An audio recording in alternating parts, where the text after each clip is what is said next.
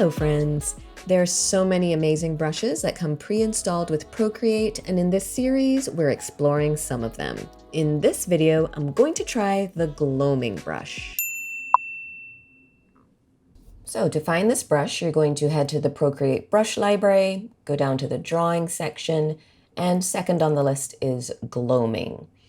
As usual, I have not changed any settings in the brush studio. I'm using the brush exactly how it was installed. So let's first take a look at the brush behaviors. And by the way, my canvas is set to 3000 pixels square at 300 dpi. So depending on the size of your canvas, these brush strokes might appear a little bit different at the different sizes. So we started with a small size, here's a medium size, and this is what the brush looks like at the largest size. Now at the smallest size, you do see a tiny bit of texture, but of course you can see it a lot better here. It's a really fine grain, not too rough. And there's a little bit of an edge here. Let's go over to the largest size so we can see that better. So you can really see that loose edge. And that texture is kind of like a paper grain texture. Now clearly this brush has a taper, so if you start out with really light pressure, then add more pressure as you move along your stroke, you can see that the size of the brush changes. Not only does the size of the stroke change, but the color value changes. So with light pressure, you have a really light color, and then it gets more dense as the pressure increases. Now, based on how the color shifted, I have a feeling that this brush is probably pretty transparent. So let's go ahead and do an opacity test. So here I've drawn a quick swatch of color using that same technique of applying more pressure as I go along, so the color deepens. So I'm going to do the same on this side and overlap that first swatch of color. And yes, you can definitely see that there is a lot of transparency with this brush. You can clearly see where the two sets of color overlap. Now let's see what happens when you change your grip and use the side of the Apple Pencil. So I've got my pencil really tilted with a loose grip, and let's see. Well, the color is definitely very light, and it actually looks like it might be a little bit more grainy versus using the tip of the pencil. Let me just compare the two. So here, the grain does seem a little bit more dense. I'm just going to play with it a little bit more to get a better sense of the differences.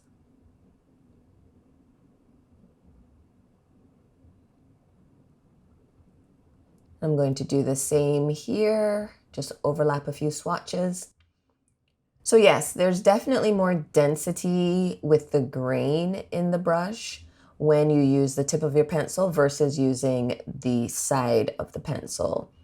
So these areas here feel a lot more solid compared to here where you're seeing a lot more white and the texture feels a lot more grainy. So now I want to see how the smudge tool works. So I'm just going to create a gradient of color swatches here, and I want to see if they will blend well with the Gloaming smudge tool.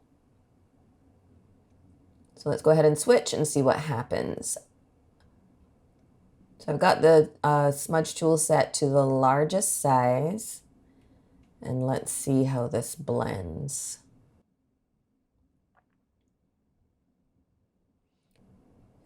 So far I'm not thrilled with the blend. First of all, it completely eliminates the texture, so you get a very sudden transition between the blended areas and the areas that are not blended, so I don't love that.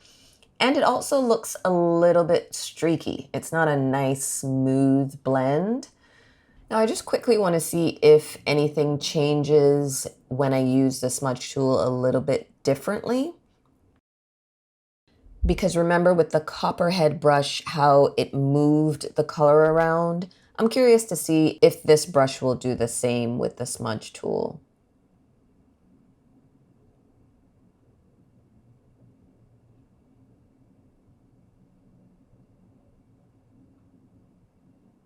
Yeah, it does move the color around, but I'm not thrilled with the effect it creates. So I more than likely will not be using the smudge tool with this brush very often. Okay, let's really put this brush to the test. I've dropped the size all the way down so that I can draw my sketch with this brush. And so far it's performing really well. Even though it's not technically categorized as a sketching brush, it's a really great sketching brush. I think it's probably because it's so soft. You know, it has a really smooth, buttery feel when you draw with it. And I mentioned this in a previous video. I love sketching with a tapered brush. It just makes it so much easier to draw, you know, organic shapes. So I think the combination of those things really makes it a great option for sketching. I really enjoyed using it to sketch this. So A+ on that front. So I've increased the brush size to fill these shapes with color. And I really love how smooth this brush is. You know, it just goes down so easily, so effortlessly. It's buttery smooth. And at a large size, you can really get a beautiful painterly effect. And even though there is some texture, it's not at all overwhelming. Now here I've switched to a darker color and I'm using really light strokes. And I'm trying this technique because blending with the smudge tool wasn't really a great option with this brush. So I'm playing around with how I apply the color to get a fairly smooth transition from light to dark. Now here I've put the color down fairly roughly and I wonder if I can smooth this area out by using a lighter color on top. It might not work since this brush is fairly transparent, but let's see.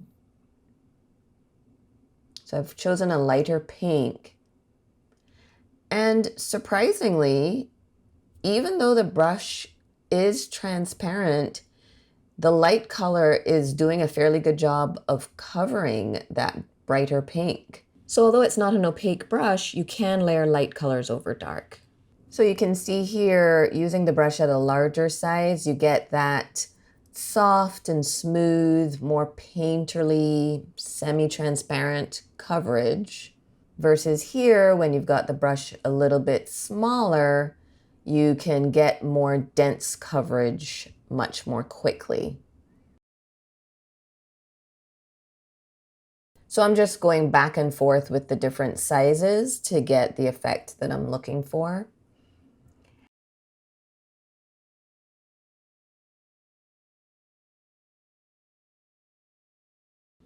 And here I've shifted back to that loose grip with the pencil at an angle to get a slightly more grainy look. The more I use it, the more I'm realizing that this brush is actually very versatile, which is a pleasant surprise.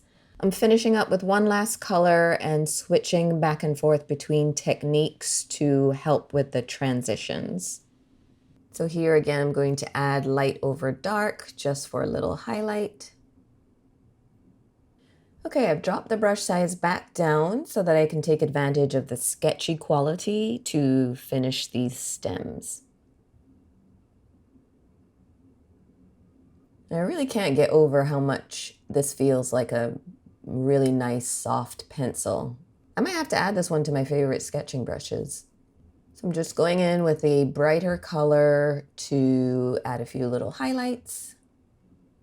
And the last thing I'm going to do is add the stamen in the center of these two flowers. Now I've got the brush size pretty small, again, like if I'm sketching, and it is a little transparent, but if I double up on the strokes, it can actually get pretty opaque. So I'm just gonna go through and add a few more strokes to each of these lines so that it's more opaque and it doesn't get lost against the petals in the background. I'm going to use the eraser tool in the Gloaming brush just to clean up this area. And what I'm noticing is on the first pass, the eraser tool doesn't quite get everything. It kind of creates a little ghosting. That is something to keep in mind if you're going to use it to try to erase something completely. You kind of have to make 2 or 3 passes before it's completely erased. So now I'm going to switch to a really bright color and add these little, I don't know, what these are called, these little dots, these little pollen pods. And I'm actually really impressed with the coverage over the pink. You know, it's showing up pretty solid and opaque, even though I'm not adding multiple layers of color on those dots. My final thoughts on the Gloaming brush. I am pleasantly surprised by its versatility. It can be sketchy, it can be smooth and painterly, it can be grainy and textured. It really is surprisingly flexible. The only thing it can't do is give you a nice smooth blend, but that can be forgiven.